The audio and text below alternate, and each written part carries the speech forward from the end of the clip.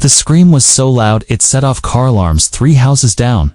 I looked up for my coffee and smiled. Deborah had finally touched the fence. You see, for 6 months, she'd been climbing on a stepladder every single morning, peering over my fence with binoculars, documenting every leaf, every paint chip, every blade of grass that didn't meet her standards. She'd filed 14 complaints about my property in 4 months, so I decided to teach her a lesson about privacy the hard way. Before we get into it, drop a comment telling me which HOA horror story you want next, and smash that subscribe button because this one gets wild. My name's Marcus, and I'm a 42-year-old electrician. Been working residential and commercial for 18 years. When I bought my house in Rosewood Acres 2 years ago, I thought I'd finally found peace. Small backyard, decent neighbors, close to my daughter's school after the divorce. The house came with a 6-foot wooden privacy fence, which I loved. I'm not antisocial. I just value my space. I'd grill on weekends, let my daughter play on her swing set, maybe work on my truck in the driveway. Simple life. The neighborhood seemed perfect at first. Kids riding bikes, people waving as they walked their dogs, the occasional block party. I figured after the chaos of my divorce and selling the old house, this would be my fresh start, a place where my daughter Emma could have some stability, where I could just exist without drama. Deborah Lancaster moved in next door. Mid-50s, shoulder-length gray hair she wore in a tight bun, always dressed business casual, even on Saturdays. Drove a white Lexus with a Keep Rosewood Beautiful bumper sticker, and within 3 weeks, she became HOA compliance officer. Not president, not treasurer, compliance officer, a position nobody even knew existed until she created it. I later learned she'd volunteered for the role at an HOA meeting I'd missed because I was working a double shift. Apparently, she gave a whole presentation about maintaining property values and community standards. The board, probably just happy someone wanted to do the work, gave her the title and a clipboard. The first time I met her, she knocked on my door holding a binder. Marcus, is it? Deborah. Just wanted to introduce myself and share the HOA guidelines. I noticed a few items we should discuss. I glanced at her binder, at least 200 pages. Color-coded tabs sticking out the sides. Sure. What's up? She flipped to a tabbed section. Your garbage bins are visible from the street on non-collection days. Section 7.3 requires them to be stored out of sight. Blinked. There beside my garage. Visible means visible, she said, smiling tightly. Also, your lawn was mowed to 3.2 inches last week. Maximum allowable is 3 inches. I almost laughed. You measured my grass. I take pride in our community standards. We all need to do our part. Closed the door politely and figured that was the end of it. It wasn't. Over the next 2 months, I received 7 violation notices. Lawn mowed unevenly. Garden hose left visible after I watered Emma's little vegetable garden. Recycling bin lids slightly open because the wind had blown it. Truck parked too close to the sidewalk, even though it was in my own driveway. Outdoor chair cushions were faded. Apparently, an eyesore. My daughter's chalk drawings on the driveway counted as temporary markings that violated the community aesthetic code. Even my wind chime, a gift from Emma, exceeded noise ordinance during what Deborah called quiet hours. Every single complaint came from Deborah. Each notice arrived in my mailbox in a crisp white envelope with the HOA logo, and each one had her signature at the bottom in perfect cursive. What made it worse? She wasn't just filing complaints. She was spying on me. One Saturday morning, I was in the backyard fixing my daughter's swing. The chain had rusted, and I was replacing it while Emma handed me tools, pretending to be my assistant. I'd heard a weird rustling sound near the fence line.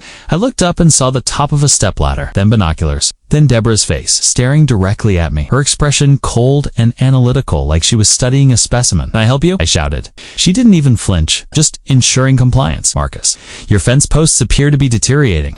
That's a structural concern. Get off the ladder, Deborah. This is HOA business. I have every right to document violations visible from adjacent properties. Emma tugged my sleeve. Dad, why is the neighbor lady watching us? I walked toward the fence. Deborah climbed down quickly and disappeared into her yard without another word. But it kept happening. Every few days, sometimes multiple times a day, I'd be grilling burgers for Emma and me. Ladder, binoculars, Deborah. I'd be playing catch with my kid, teaching her how to throw a curveball. Ladder, binoculars, Deborah. I'd be sitting in a lawn chair, reading a book on my day off. Ladder, binoculars, Deborah. She was documenting everything, taking photos with an expensive-looking camera, writing timestamps in a little notebook. I could hear her muttering to herself sometimes. Things like non-regulation outdoor furniture or unapproved paint color on shed trim. It was like living next to a surveillance state run by one very determined woman with too much time on her hands. I tried talking to the HOA board. I showed up at the next meeting, held in the community center on a Tuesday night. There were maybe 8 people there, most of them looking bored. Explained the situation, how Deborah was constantly spying on me, how the complaints were petty and excessive. They listened politely. Then the board president, a guy named Phil who owned a car dealership, just shrugged. Deborah's thorough.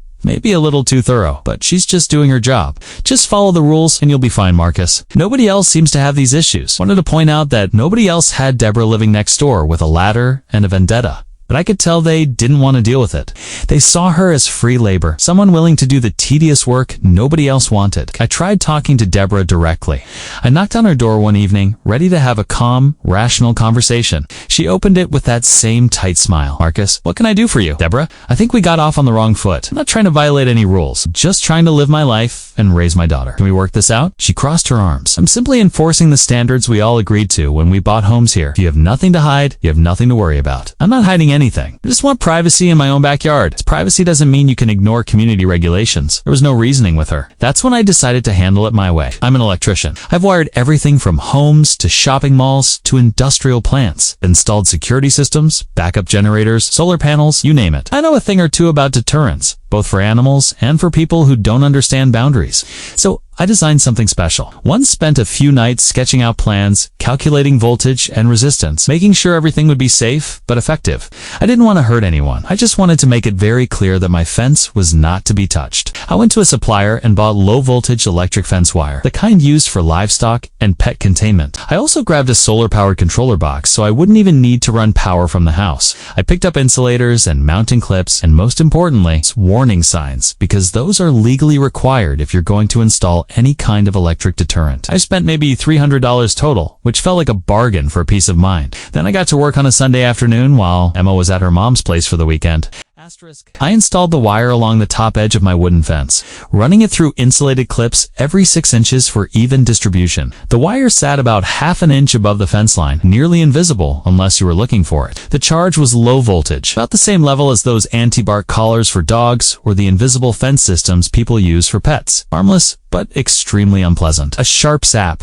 Enough to make you yelp and jerk your hand back, but nothing that would cause any real injury. I mounted the solar controller box inside my garage. Everything properly, using weatherproof connections, and tested it with a voltage meter. The reading came back perfect, right in the safe zone. Then came the legal part, and this was important. I installed 4 bright yellow signs on my side of the fence, evenly spaced, that red warning, electric fence. Do not touch in big, bold letters.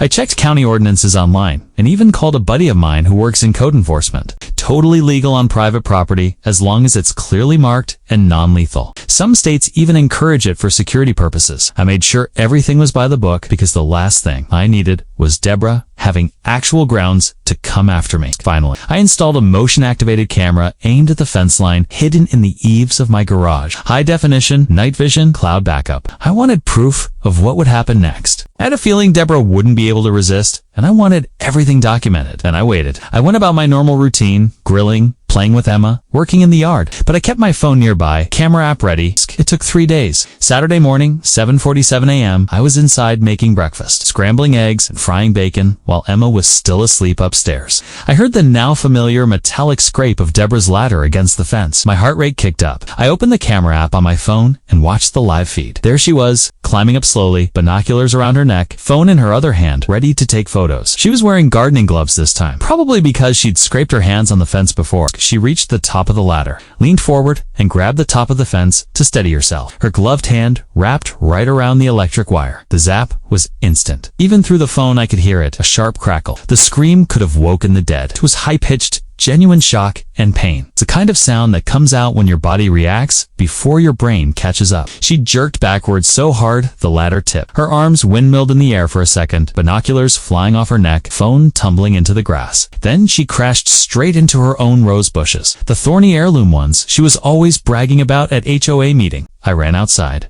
trying not to smile, trying to look concerned. Deborah, you okay? She was flat on her back in the middle of her rose bed, covered in dirt and rose petals. A few scratches already forming on her arms from the thorns. She stared at the sky in shock, breathing hard, her face pale. What did you do? I crossed my arms and stood at the property line. Installed an electric fence. It's clearly marked. Did you not see the signs? You can't do that? Her voice was shaky, half angry, half terrified. Actually, I can. It's legal. Low voltage, non-lethal, keeps people from climbing on my fence. I kept my tone calm, matter of fact, like I was explaining how to change a light bulb. Her face turned from pale to bright red. This is assault. You deliberately hurt me. No, Deborah. Assault is you trespassing on a ladder for 6 months to spy on me and my daughter. This is a legal deterrent on my private property. You ignored 4 warning signs and grabbed the fence anyway. That's on you. She scrambled to her feet, leaves in her hair, dirt on her nice Saturday blouse. She didn't say anything else, just stormed inside and slammed her back door so hard I heard the frame rattle. I picked up her phone from the grass, wiped it off, and left it on her doorstep. Professional courtesy to ask an hour later, she was at my door again, this time with her husband Gary, a quiet guy in his 60s who always looked tired. Like life with Deborah had worn him down to a nub. I actually felt bad for him. Marcus, Gary said gently, almost apologetically. Deborah says you've electrocuted her. I didn't electrocute anyone. Gary, she grabbed my clearly marked electric fence while trespassing on a ladder to spy on me. It's a mild shock, completely legal. Deborah cut in, her voice sharp. You're going to remove that fence right now. No, I'm not. Then I'm calling the police. Go ahead. And she did. She pulled out her phone right there on my porch and dialed 911, claiming I'd assaulted her with an electric fence. 2 officers showed up 20 minutes later. I recognized one of them, Officer Ramirez, because I'd done some electrical work at the station a few years back. I invited them into my backyard and showed them everything. The signs, the low voltage setup, the controller box specs. I pulled up the county codes on my phone. Then I showed them the camera footage on my laptop, the full 3-day compilation of Deborah climbing her ladder, ignoring the warnings, and finally grabbing the fence. Officer Ramirez bit back a smile. His partner, a younger guy, actually chuckled. Mom, Ramirez said, turning to Deborah, he's within his rights. The fence is clearly marked. You touched it while trespassing onto his property line with a ladder. Technically, you're the one who could be cited for harassment and criminal trespass. Deborah's mouth opened and closed like a fish. But he hurt me. You hurt yourself by ignoring warning signs and trespassing. My advice? Stay off the ladder and respect your neighbor's privacy. Gary put a hand on her shoulder. Come on, Deb. Let's go inside. She shot me one final glare before they left. After they left, I sat down at my kitchen table and did something petty but deeply satisfying. I drafted an invoice on my laptop, formatted it to look official, complete with my electrician's license number at the top. Invoice for electrical installation services. Client Deborah Lancaster. Service description, privacy enforcement system, installation, and consultation. Materials and labor, $327. Consultation for persistent trespassing and privacy violations, $150. Total due, $477. Payment due within 30 days. Thank you for your business. I printed it on nice paper, put it in an envelope with her name written in neat letters, and walked over to tape it to her front door. I even used clear packing tape so it wouldn't blow away. She never paid it, but honestly, I didn't expect her to. The invoice wasn't about the money. It was about making a point. 2 weeks later, Deborah resigned as compliance officer. I heard about it through the neighborhood grapevine, specifically from Mrs. Chen, who lived 3 houses down and loved gossip. Apparently, Deborah told the board she couldn't work in such a hostile environment, where residents actively threatened her safety. The board accepted her resignation without argument, probably relieved to be done with the drama. The new compliance officer, Mr. Wong, retired high school teacher in his 70s who just sends friendly reminder emails once a month and doesn't own binoculars or a ladder. He actually knocked on my door to introduce himself, complimented my fence, and said he appreciated that I kept my yard nice. We've had 0 issues since. My backyard is finally private again. Emma can play without being watched. I can grill in peace. I can read a book in my lawn chair without feeling like I'm under surveillance. And every time I see that electric fence wire gleaming in the sun, barely visible unless you're looking for it, I smile. Because sometimes the best way to deal with a nosy HOA Karen isn't confrontation or complaints or endless meetings. Sometimes it's just a little bit of voltage and a lot of poetic justice. If you loved this story, hit that like button and let me know in the comments. What would you do if your HOA Karen wouldn't stop spying on you? Would you go the legal route, or would you get creative like I did? And don't forget to subscribe.